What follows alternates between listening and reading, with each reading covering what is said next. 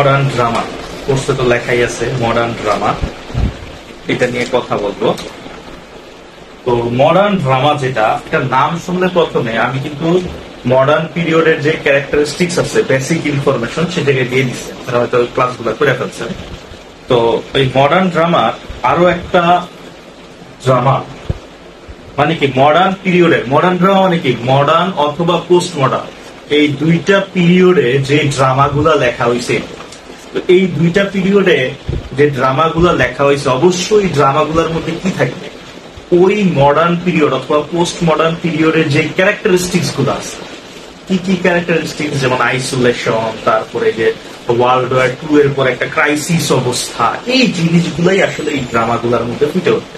দেখো আমি বারবার বলছি বা আগেও বলছি, আবারও বলি, সামনে বলবো, যেটা তোমাদের প্রশ্নে কখনো নাটকের সামারি চায় না, তোমাদের প্রশ্নে নাটকের যে সোশ্যাল সিচুয়েশন, কোন সিচুয়েশন লেগছে, কোন জিনিসটা ফুটাই তুলছে, এগুলো চায়। তো ড্রামার স্টোরি থেকে বেশি ইম্পর্টেন্ট হলো আমাদের বেসিক ইনফরমেশন গুলো। ঠিক আছে, তো আমি কিন্তু এই কারণে বেসিক ইনফরমেশন গুলো নিয়ে আগে একটা ক্লাস নিয়ে নিই, যাতে পরবর্তীতে ড্রামাটা পড়ার পরে কোশ্চেন করতে গেলে প্রবলেম হয়। তো আজকে আমরা একটা টপিক যেটা, সেটা হলো look back in anger. Look back in anger, এই ড্রামাটা আজকে আমরা ডিসকাস করব। এটা কে লিখছে আমরা যদি দেখি, John James Osborne. John James Osborne, যাকে তোমরা জন অসবোর্ন নামেও বলতে পারো। তার জন্মসালটা কত আমরা যদি দেখি, 1929 to 1994, এটা ছিল তার জন্মসাল, মৃত্যুসাল। তো তাকে কোন পিরিয়ডের লেখক বলা হয়? তো স্পেশালি তুমি যদি দেখো, আমাদের মডার্ন পিরিয়ডটা কত, 1901 সাল থেকে 1945, কোথাও কোথাও আছে 39, এই সময়টাকে বলা হয় কি মডার্ন পিরিয়ড। আর পোস্ট মডার্ন পিরিয়ড কোনটাকে বলা হয়? এটা বলা হয় 1945 টু প্রেজেন্ট, এই সময়টাকে বলা হচ্ছে কি পোস্ট মডার্ন পিরিয়ড। তুমি যদি দেখো, লুক ব্যাক ইন অ্যাঙ্গার লেখা হয় হলো 1956 সাল, এবং জন অসবোর্নের বেশিরভাগ লেখা, সে একজন কি ছিল, জন অসবোর্ন একজন ড্রামাটিস্ট ছিল, জন অসবোর্ন একজন রাইটার ছিল, মানে তুমি এখানে ড্রামাটিস্টটাকেই উল্লেখ বেশি করো। হ্যাঁ, তো আমরা যদি দেখি তার লেখাগুলা 1950-এর পরের থেকে লেখা শুরু হয়েছে, আগে না। তো সেই কারণে আমরা যদি বলি John James Osborne belongs to কোন পিরিয়ডে বিলংস করে, পোস্ট মডার্ন পিরিয়ড। তো এটা লেখা পোস্ট মডার্ন পিরিয়ডের শেষে এইভাবে ব্রেকেট দিয়ে লিখে দিলাম। এতে করে কি হয়, ইন্ট্রোডাকশন পার্টে যখন এই লেখাটা দেখে না তুমি তার মানে জানো, তুমি পড়ছো, তার পিরিয়ডটাও তোমার জানা আছে, বুঝতে পারছো? তো এইভাবে লিখে দিবে। তাহলে কি লিখবা, লুক ব্যাক ইন অ্যাঙ্গার, কে লিখছে, জন জেমস অসবোর্ন, এটা একটা কি ড্রামা। ঠিক আছে, এগুলো হলো আমাদের বেসিক ইনফরমেশন। আমরা আরো কিছু ইনফরমেশন এখন জানবো, জানার পরে আমরা ক্যারেক্টার গুলো নিয়ে ডিসকাস করবো। আচ্ছা, তাহলে জন জেমস অসবোর্ন কোন পিরিয়ডে বিলংস করে, পোস্ট মডার্ন পিরিয়ডে। তাহলে এটা লেখা হয়েছে কবে? দেখো, এটা লেখা হয়েছে মূলত 1956 সালে। 1956 সালে সে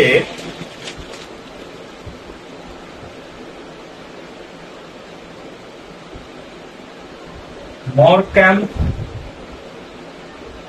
নামের একটা সমুদ্র সৈকতে বসে লিখছিল।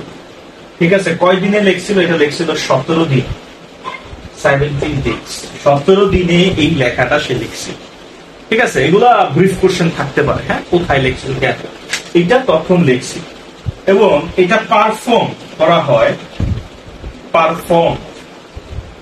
পারফর্ম করা হয়েছে হলো 1956 সালেই 8 মে। ঠিক আছে, 1956 সালের 8 মে পারফর্ম করা হয়েছে লন্ডনের যে রয়্যাল থিয়েটার আছে, ওই রয়্যাল কোর্ট থিয়েটারে পারফর্ম হয়েছে।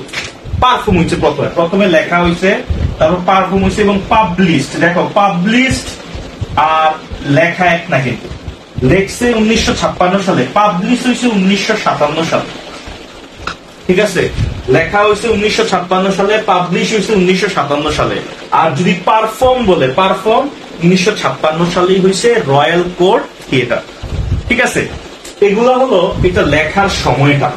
তো এখন দেখো, আমরা যদি দেখি লেখছে কত সালে, 1956 সালে।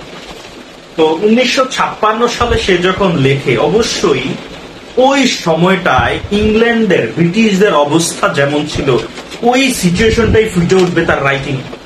তো এখানে নাম দিছে কি, লুক ব্যাক ইন অ্যাঙ্গার। হ্যাঁ, তো তার রাইটিং গুলা ওই সময় একটা মুভমেন্ট হচ্ছে, মুভমেন্টটা কি, এটাকে বলা হচ্ছে লিটারারি মুভমেন্ট। মানে ওই সময়টায় কিছু লেখক আছে, কোন সময়টায়, এই 1950s যখন দ্বিতীয় বিশ্বযুদ্ধ শেষ হয়। এই বিশ্বযুদ্ধ শেষ হওয়ার পরে লেখালেখিতে একটা মুভমেন্ট চলতেছিল, বিভিন্ন মুভমেন্ট আসে না, রোমান্টিক মুভমেন্ট, এই মুভমেন্ট, ওই মুভমেন্ট, এরকম ইংল্যান্ডেও এই একটা মুভমেন্ট চলতেছিল, যেটার নাম হচ্ছিল এংরি ইয়াং ম্যান মুভমেন্ট। নাম কি, এংরি ইয়াং ম্যান মুভমেন্ট। এই মুভমেন্টের একটা রাইটিং হলো এটা। এখন কথা হলো ভাইয়া, এংরি ইয়াং ম্যান মুভমেন্ট মানে, দেখো দ্বিতীয় বিশ্বযুদ্ধ যখন শেষ হয় 45-এ, তখন কি হয় তুমি যদি খেয়াল করো, ইংল্যান্ডের অবস্থা কিন্তু খুবই খারাপ অবস্থায় চলে যায়। ঠিক আছে, ইংল্যান্ডের অবস্থাটা কি হয়, খারাপ অবস্থা, একটা ক্রাইসিসে পড়ে যায়। দেখবা দ্বিতীয় বিশ্বযুদ্ধ যখন শেষ হয় 45-এর দিকে, 47-এর দিকে ইন্ডিয়ান সাবকন্টিনেন্ট কিন্তু তাদের কাছ থেকে আলাদা হয়েছে। এছাড়াও তাদের আন্ডারে যে কলোনি গুলা ছিল, সবগুলা কিন্তু কি হয়ে গেছিল, স্বাধীন হয়ে গেছে। তো দেখা যায় ইংল্যান্ড যে বিজনেসটা করত তাদের দেশে, এটার কাঁচামাল গুলো আসতো কোথা থেকে, এই ইন্ডিয়ান সাবকন্টিনেন্ট বা আফ্রিকান ওই জায়গাগুলো থেকে কি হতো, এই কাঁচামাল গুলা। তো তাদের হাত থেকে যখন এই দেশগুলো ছুটে যায় এবং ওয়ার্ল্ড ওয়ারে তো অনেক ক্ষয়ক্ষতি হয় আর্থিকভাবে, তো দেখা যায় কি ওই সময়টায় বিশ্বযুদ্ধের পরে ইংল্যান্ড একটা ইকোনমিক ক্রাইসিসে, মানে অর্থনৈতিক ভাবে খুব ক্রাইসিসে পড়ে যায়। ব্যবসা বাণিজ্য ওইভাবে চলতেছে না, বিশ্বযুদ্ধ অনেক টাকা ব্যয় হয়ে যায়, হাতের থেকে সবকিছু ছুটে যায়। তো ওই সময় কি হয়, ইংল্যান্ডের যারা যুবক আছে, specially highly educated middle class ফ্যামিলির যে যুবকরা, লেখা রাখো কথাটা, হাইলি এডুকেটেড, তারা শিক্ষিত ছিল, যেমন বর্তমানে বাংলাদেশের মতো মাস্টার্স পাস করে অহরহ ঘুরতেছে, মিডল ক্লাস ফ্যামিলি পোলাপে, ঠিক না? তো দেখা গেছে যারা বড় লোক ছিল ইংল্যান্ডে, এরা তো প্রবলেম ফেস করতেছিল, যারা গরিব ছিল এদেরকে হয়তো সাপোর্ট দিচ্ছে, কিন্তু মিডল ক্লাস যারা, এদের মধ্যে চাকরি পাচ্ছিল, প্রথমত জব নাই, অনেক এডুকেটেড বাট জব নাই, মিডল ক্লাস ফ্যামিলি, সংসারও চলে। এমন একটা সিচুয়েশনে ওই সময়ে যারা ইয়াং ছিল, হাইলি এডুকেটেড মিডল ক্লাস ফ্যামিলির যে ইয়াং ছেলেরা ছিল, এরা সবাই মিলাই ইংল্যান্ডের গভর্নমেন্টের বিরুদ্ধে এগেইনস্টে কি করে একটা মুভমেন্ট করে, এবং এগুলা সাহিত্যের বিকাশ হয়। তো এরকম একজন ব্যক্তি ছিল জন জেমস অসবর্ন, সেও এই মুভমেন্টের একজন সদস্য ছিল। সে তার রাইটিং এর মধ্যে এটা ফুটিয়ে তুলছে, এবং এই রাইটিং এর যে প্রোটাগনিস্ট ক্যারেক্টার, তারে ধারা বুঝাইছে যে ইংল্যান্ডের অবস্থাটা। এই গল্পের যে আমাদের প্রোটাগনিস্ট ক্যারেক্টার পাবো, নায়ক পাবো, সেও সেম এই জিনিসটা ভুক্তভোগী। তো বলতেছে এই সময় এই মুভমেন্টটা হয়, এংরি ইয়াং ম্যান মুভমেন্ট। এই জিনিসটা আসলে কিভাবে প্রভাব ফেলে, এইটা আমরা এই নাটকের মধ্যে দেখতে বুঝাইতে পারছি। তাহলে এই নাটকটা এত সালে লেখা হয়েছে, এবং ওই সময় যে মুভমেন্ট চলতেছিল সেইটা লেখা হয়েছে। তো এই নাটকটা কি ধরনের নাটক? এবার একটা কথা আসতে পারে যে drama, what type of drama it is. ঠিক আছে, কোন ধরনের ড্রামা এটা? এটাকে বলা হচ্ছে রিয়েলিস্টিক ব্রেকেটে দিবা সোশ্যাল রিয়েলিজম। প্রথমত এটার নাম দিচ্ছে রিয়েলিস্টিক ড্রামা। রিয়েলিস্টিক কি, সোশ্যাল রিয়েলিজম যে ব্যাপারটা আছে, যে সোসাইটিতে রিয়েলিটিতে যা যা ঘটতেছে এই সব কিছু ফুটাই তুলতেছে এই নাটকের মাধ্যমে। বুঝতে পারছো? এই জায়গার মধ্যে আরেকটা নাটক হিসেবে বলা যায়, সেটা হলো kitchen sink drama. Kitchen sink drama. আচ্ছা, কিচেন সিন ড্রামা কি বলতেছে, ওই সময়টায় মিডল ক্লাস যে ফ্যামিলি গুলা ছিল, এরা ইংল্যান্ডের কিচেন সিং ড্রামা বলতে আসলে কিচেন টাইপের, আমাদের যেমন কিচেন গুলা থাকে না, রান্নাঘর গুলা, ঠিক এই মিডল ক্লাস ফ্যামিলি গুলা যখন চাকরি পাচ্ছিল না, কাজ পাচ্ছিল না, তখন তারা রুম নিয়ে থাকতো। একটা রুমের মধ্যেই তোমার কিচেন ছিল, রান্নাঘর ছিল, বেড ছিল, গোসলখানা ছিল, বাথরুম ছিল, এক রুমের মধ্যেই সব ছিল। বুঝতে পারছো? যেমন 10x10 রুম এরকম থাকে, যে যেই রুমটাই রান্না করা হইতো ওই রুমটাই বেডরুম হিসেবে কাজ হইতো, ওই রুমটাই, মানে একেবারে যে বেকার যারা আছে বা মিডল ক্লাস ফ্যামিলি, একেবারে লোয়ার মিডল ক্লাস যেভাবে লাইফ লিড করে, ঠিক ওই সময়টায় আমাদের এই ড্রামাটার মধ্যে ঠিক এইরকম একটা প্লেস দেখাবে, যে একটা রুমের মধ্যেই রান্নাঘর, বেডরুম, কিচেন, তারপরে তোমার যে কি বলে স্টাডি করা, বাথরুম, সব একসাথে ছিল এবং ওইখানেই থাকতো, এবং ওই প্লেসটা দিয়েই পুরো রিয়েলিটিটাকে বুঝাইতো। এমন টাইপের নাটকগুলাকে বলা হতো কিচেন সিন ড্রামা। বুঝাইতে পারছি? তো এইটা এক ধরনের এই টাইপের একটা নাটক। ঠিক আছে, তাহলে কোন ধরনের নাটক বলতে পারেন? It's a realistic drama and it is also called kitchen sink drama. বুঝতে পারছো? তো কিচেন সিন ড্রামাতে কারা? কিচেন সিন বলতে কি, মিডল ক্লাস ফ্যামিলিরা, হাইলি এডুকেটেড মিডল ক্লাস ফ্যামিলিরা যেই রুম গুলাতে থাকতো, ইটস লুক লাইক কিচেন, ওই টাইপের জায়গাগুলোতে থাকতো, এবং ওই ধরনের জায়গাগুলোতে রাইখা, ওই ধরনের প্লেস সেটিং রাইখা যে নাটকগুলো লেখা হইতো, এবং ওই নাটকগুলোর মাধ্যমে সোশ্যাল যে রিয়েলিটিটাকে বোঝানো হতো, এটাকে বলা হচ্ছে কিচেন সিন ড্রামা। তো এই নাটকগুলা এই যে সিচুয়েশন আমাদের সামনে এটা তুলে ধরলো, এটা তুলে ধরার মাধ্যমে দেখাইছে যে ইংল্যান্ডে মিডল ক্লাস ফ্যামিলিরা কিভাবে খারাপ ভাবে তারা তাদের লাইফ লিড করতেছে। একে তো জব পাচ্ছে না, দ্বিতীয়ত ভাড়া দেওয়ার মতো অবস্থানে, এরকম একটা সিচুয়েশন এখানে ক্রিয়েট করে। তাহলে বোঝা গেল তাহলে কি ধরনের ড্রামা জনরা। ঠিক আছে, একটা মুভমেন্ট হয়েছিল, কি মুভমেন্ট এটা, এগুলা কিন্তু প্রত্যেকটা কোশ্চেন আসবে। বুঝতে পারছো? এগুলো হলো মেইন, গল্প তো পরে, ড্রামা তো পরে, এগুলো হলো তোমার মেইন ইনফরমেশন। এই হলো, এটা হলো ব্যাকগ্রাউন্ড, যে এই নাটকটা কি ধরনের নাটক, কি কি জিনিস পাবো, এখানে একটা মুভমেন্ট, এই জিনিসগুলো পাবো।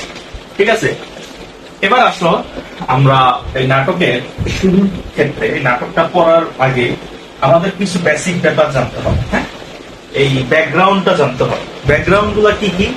প্রথম যে ব্যাপারটা বাবা, প্রথম যে জিনিসটা জানতে হবে, 1950s এর ইংল্যান্ডের অবস্থা কেমন ছিল। ইংল্যান্ডের অবস্থা কেমন ছিল? যুদ্ধের পরে ইকোনমিক্যাল ক্রাইসিস, বিজনেস দিক দিয়ে খুব খারাপ অবস্থা, এই জিনিসগুলা ফুটায় তুলবে এই নাটকটার মাধ্যমে। দ্বিতীয়ত, পোস্ট ওয়ার্ল্ড ওয়ার বা পোস্ট ওয়ার বা আফটার ওয়ার্ল্ড ওয়ার 2, যুদ্ধের পরে কি অবস্থা, এইটা অথবা ঠিক আছে। দ্বিতীয়, এই যে এংরি ইয়াং ম্যান মুভমেন্ট, এইটা সম্পর্কে তোমার আইডিয়া রাখতে হবে। Angry young man movement, angry young man movement বলতে আসলে কি বোঝায়? ঠিক আছে, আচ্ছা আমি এটা একটু দেখা দেই, তোমাদের উপকার হবে। বলতেছে associated with a group of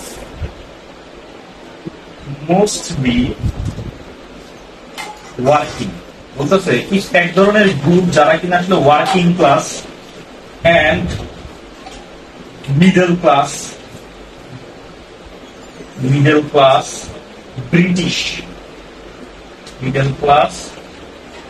British playwrights কারা আর কি এটা দেখছে। হ্যাঁ, প্লেরাইটস and noblest.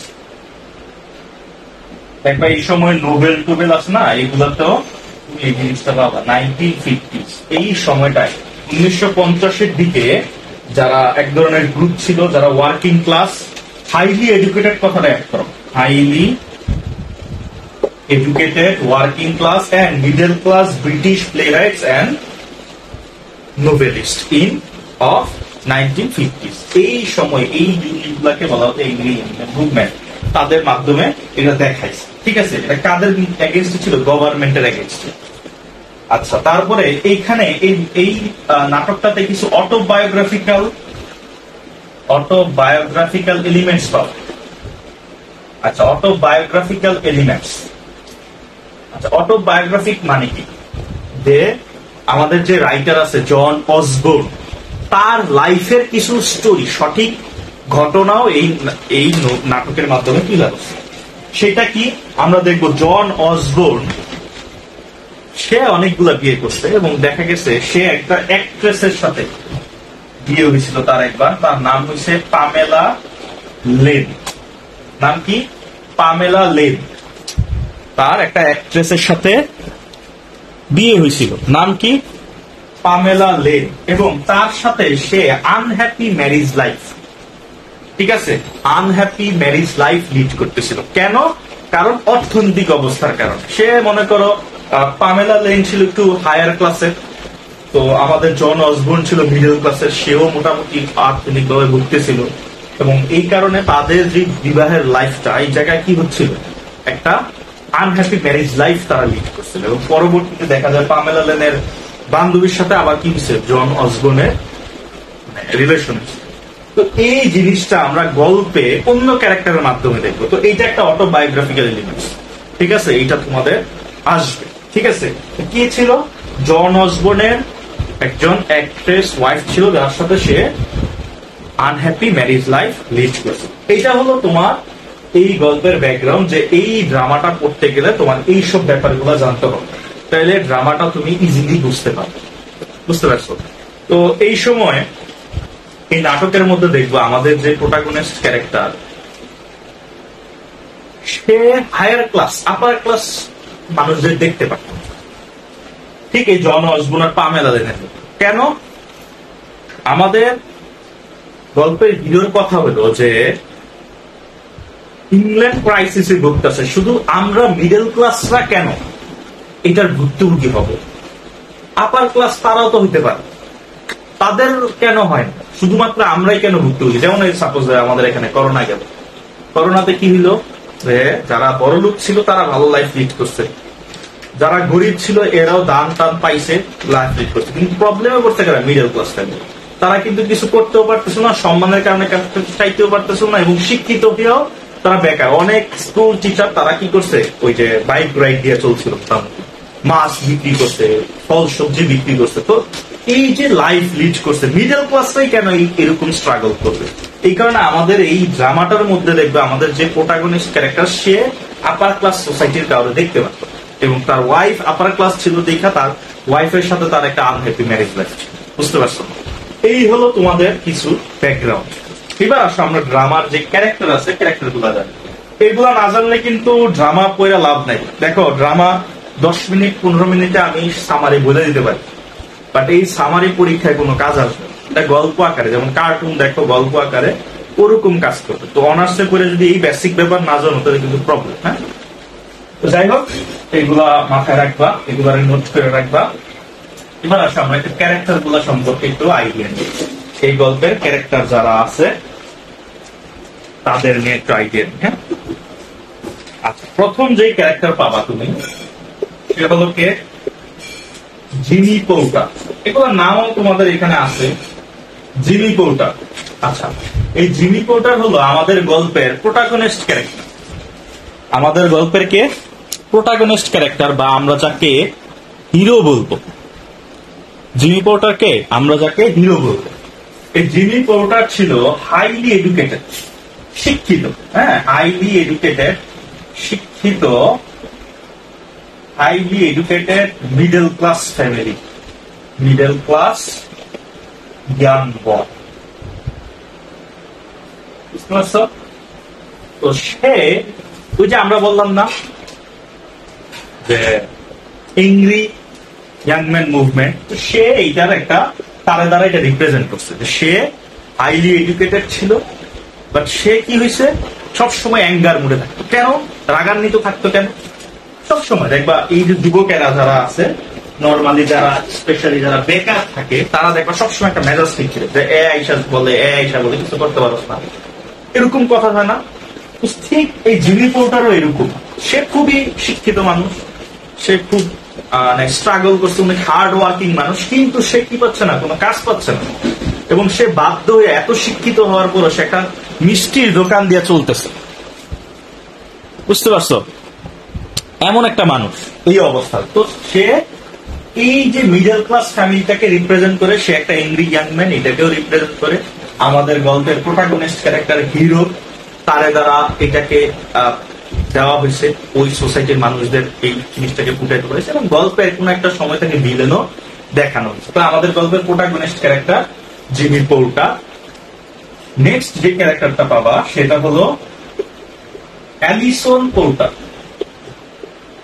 Allison Porter. Alison Porter কে? অ্যালিসন পোর্টার হলো জিমি পোর্টারের ওয়াইফ। জিমি পোর্টারের ওয়াইফ। এবং অ্যালিসন পোর্টার ছিল আপার ক্লাস ফ্যামিলি একটা মেয়ে, ঠিক আছে? আপার ক্লাস ফ্যামিলির একটা মেয়ে, তারা রিলেশন করে বিয়ে করছে। এবং কি হয়েছে, সে তারা আনহ্যাপি ম্যারিড লাইফ লিড করছে। কেন? জিমি পোর্টার কথায় কথায় তারে বিভিন্ন ভাবে অ্যাটাক করতেছিল। আপার ক্লাস ফ্যামিলিদের সে তো বলতে হবে। তো সে কি করছে, তারে তার বাবা মা তো আপার ক্লাস ফ্যামিলির, এবং দেখা যায় যে অ্যালিসনের মা সে তাদের বিয়ে মেনে নিছিল। তো এইগুলোর কারণে জিমি পোর্টার কথায় কথায় অ্যালিসনের বিভিন্ন ভাবে এই আপার ক্লাস গুলো বিভিন্ন কথা বলতো, তার যত রাগ আছে সে তার সাথে দেখে। বুঝতে পারছো? এবং দেখা যায় যে এটার পরিণাম একটা সময় খারাপও হয়, এটা পরে দেখবা। তারপরে আরেকটা ক্যারেক্টার পাবা, সেটা হলো ক্লিফ লুইস। নাম কি? Cliff Lewis. ক্লিফ লুইস কি? ক্লিফ লুইস হলো জিমি পোর্টার আর অ্যালিসনের ফ্রেন্ড। জিমি পোর্টার কি ছিল, হাইলি এডুকেটেড মিডল ক্লাস ফ্যামিলির একটা ছেলে ছিল। তো সে ওই যে একটা কিচেনের মতো, যে এক রুমের মধ্যে রান্নাঘর, বেডরুম সব আছে, এমন একটা জায়গায় থাকতো। এবং ওই জায়গাটার ভাড়াও সে ঠিক মতো দিতে পারত। এই কারণে তার বন্ধু যে আছে ক্লিফ লুইস, সে এত শিক্ষিত না, বাট এই জিমি পোর্টার আর ক্লিফ লুইস এরা দুইজনে যৌথভাবে একটা মিষ্টির দোকান চালাইতো কোন রকম। এবং এই তাদের দুইজনের সাথে তারাও রাখতো ওই বাসাটার মধ্যে, যে একটা রুম, এখানে মনে করো একটা বেড, একটা কিচেন রুম, বাথরুম টাথরুম সব এক জায়গায়, ঠিক আছে? এবং ওই জায়গায় তাদের দুইজনের সাথে ক্লিফ লুইসও থাকতো, তারা ভাড়া একসাথে।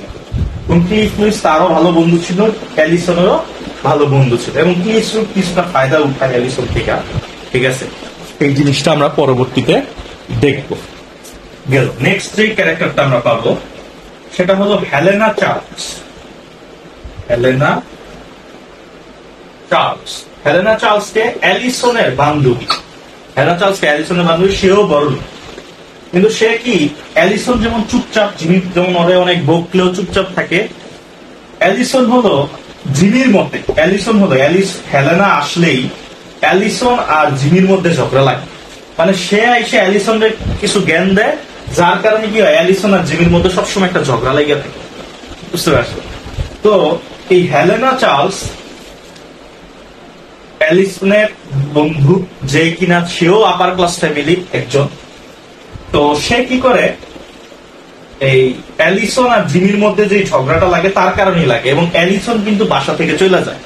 পরবর্তীতে এই জিমির সাথে হেলেনার একটা রিলেশনশিপ গড়ে ওঠে পরবর্তী। বুঝতে পারছো? তো অ্যালিসন যেমন চুপচাপ থাকতো, এই হেলেনা আবার চুপচাপ থাকে না। জিমি কিছু বললেই হেলেনাও তারা থাপড় দিত, এরকম একটা অবস্থা ছিল। যাই হোক, হেলেনা জিমির কিছু ভুল ধরায় দেয়। শেষ পর্যন্ত কিন্তু জিমি আর অ্যালিসন মিলে, এবং হেলেনা পরবর্তীতে চলে যায় নিজের ভুল বুঝা। এরকম একটা স্টোরি পাবা। তো হেলেনাকে অ্যালিসনের বন্ধু আপার ক্লাস ফ্যামিলি এবং জিমির সাথে পরবর্তীতে একটা রিলেশন তৈরি। তো আমি তোমাদের একটা অটোবায়োগ্রাফিক্যাল কথা বলছিলাম, সেখানে কি বলছিলাম যে পামেলা লেন নামের জন অসবর্নের একটা অ্যাক্ট্রেস গার্লফ্রেন্ড ছিল, পামেলা লেন। এখানে পামেলা লেনের সাথে অ্যালিসনের একটা কম্পারিজন। তো অ্যালিসন পোর্টারের রিয়েল লাইফে যে ক্যারেক্টারটাকে নেওয়া হয়েছে এটার নাম কি হবে? পামেলা লেন, ঠিক আছে? এইটা আগে। নেক্সট কি পাবা, এই অ্যালিসনের বাবা মা, একজনের নাম হচ্ছে কলোনেল রেডফার্ন, আরেকটা হয়েছে মিসেস রেডফার্ন। মানে এই দুইজন হলো অ্যালিসনের বাবা মা। অ্যালিসনের বাবা ছিল একজন কর্নেল, যে কিনা আর্মির মিলিটারি, সে অনেক ধনী ছিল, এবং তার মা তার বাবার সাথে। তো তাদের যখন বিয়ে হয় তার মা এটা বিরোধিতা ছিল। তো জিমি পোর্টার সবসময় অ্যালিসনের বাবা মা দুইজনকেই হেড করতো, দুইজনকেই অ্যাটাক করে অনেক সময় অনেক কথা বলছে। বুঝতে পারছো? এগুলো হলো তোমাদের যে মেজর ক্যারেক্টার এগুলো। এছাড়াও কিছু মাইনর ক্যারেক্টার আছে, ঠিক আছে? এখানে অ্যালিসনের একটা ভাই ছিল, নাম হলো নিগেল। নাম কি? নিগেল, যে কিনা অ্যালিসনের ভাই, এবং সে ছিল একজন পলিটিশিয়ান। তো জিমি পোর্টার সবাই দিয়ে হেড করে। তো এখানে কি পাইলাম? জিমি পোর্টারের মাত্র একটা বন্ধু, ক্লিফ লুইস। অ্যালিসনের বান্ধবী কে আছে হেলেনা চার্লস, যে কিনা পরে জিমির সাথে রিলেশন করে। অ্যালিসনের বাবা কলোনেল রেডফোর্ন, মিসেস রেড, ঠিক আছে, মা। আর তার ভাই অ্যালিসনের ভাইকে নিগেল, যে কিনা একজন পলিটিশিয়ান। এগুলো হলো আমাদের কিছু ক্যারেক্টার।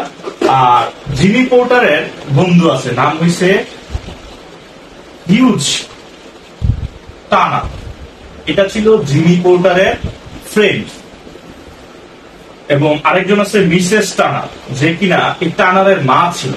বলি, জিমি পোর্টার যখন অ্যালিসনকে পালায় বিয়ে করে, তার বাবা মা তো রাজি ছিল না। তখন কি হয়, এই জিমি পোর্টার এই হিউজ টানারের কাছে হেল্প চায়, এবং দেখা যায় যে জিমি এবং অ্যালিসন দুইজন প্রাথমিক সময়ে তাদের বাসায় ছিল।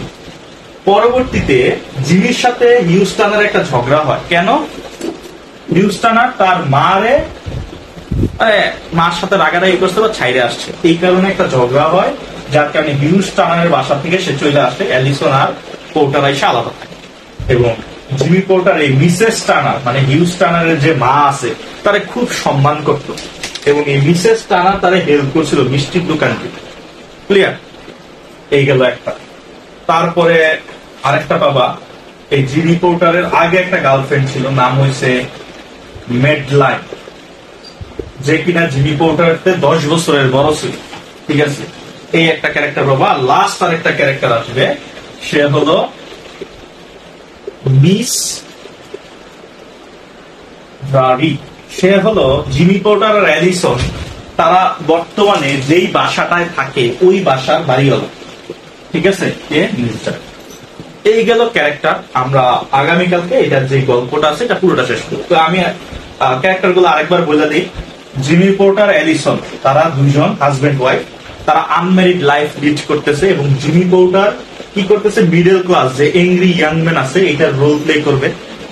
অ্যালিসন কি আপার ক্লাস ফ্যামিলির একটা মেয়ে, তার সাথে তার সবসময় আনহ্যাপি একটা ম্যারিড লাইফ থাকে। ক্লিফ লুইস হইল জিমি পোর্টারের যে মিষ্টির দোকান এটার পার্টনার, এবং তাদের সাথে একসাথে থাকে। অ্যালিসনের বান্ধবী হলো হেলেনা চার্লস, যে কিনা তাদের মধ্যে ঝগড়া লাগায়, ঠিক আছে, জিমির মতে। এবং পরবর্তীতে অ্যালিসন জিমির সাথে রাগ করে চলে যাওয়ার পরে হেলেনা সাথে জিমি পোর্টার একটা রিলেশন আছে। ঠিক আছে, অ্যালিসনের বাবা হচ্ছে কর্নেল রেডফার্ন, মা হচ্ছে মিসেস রেডফার্ন। মা তাদের বিয়েতে রাজি ছিল না। জিমি পোর্টার সবসময় তাদের দুইজনকে অ্যাটাক করে কথা বলে। অ্যালিসনের ভাই হচ্ছে নিগেল, যে কিনা একজন পলিটিশিয়ান ছিল, তার বিরুদ্ধে জিমি পোর্টারের কমপ্লেন। জিমি পোর্টারের একটা বন্ধু ছিল, নাম হচ্ছে হিউজ টানার। জিমি পোর্টার আর অ্যালিসন যখন বিয়ে করে প্রাথমিকভাবে তার বাসায় তার আশ্রয় নিয়েছিল, এবং হিউজ টানারের মা যে আছে মিসেস টানার, তাকে জিমি পোর্টার খুবই ভালোবাসতো। তো হিউজ টানার একদিন মিসেস টানারের সাথে যখন রাগারাগি করে, তখন জিমি পোর্টার হিউজ টানারের বাসা থেকে চলে আসে, তার সাথে একটা রাগারাগি। মিসেস টানার কিন্তু জিমি পোর্টারকে হেল্প করছিল মিষ্টির দোকান থেকে। আরেকজন আছে মিসেস ড্রারি, যে কিনা ওই বাসার এখন বর্তমানে যে বাসা থাকে এই বাসার বাড়িওয়ালা। ঠিক আছে, এই হলো তোমাদের সব ক্যারেক্টার। এর মধ্যে একটা ক্যারেক্টার বাদ গেছে, সেটা হলো ওয়েবস্টার। ওয়েবস্টার হলো অ্যালিসন পোর্টারের একটা ফ্রেন্ড, যাকে কিনা বলা হয়তো একটু গে টাইপের। বুঝতে পারছো?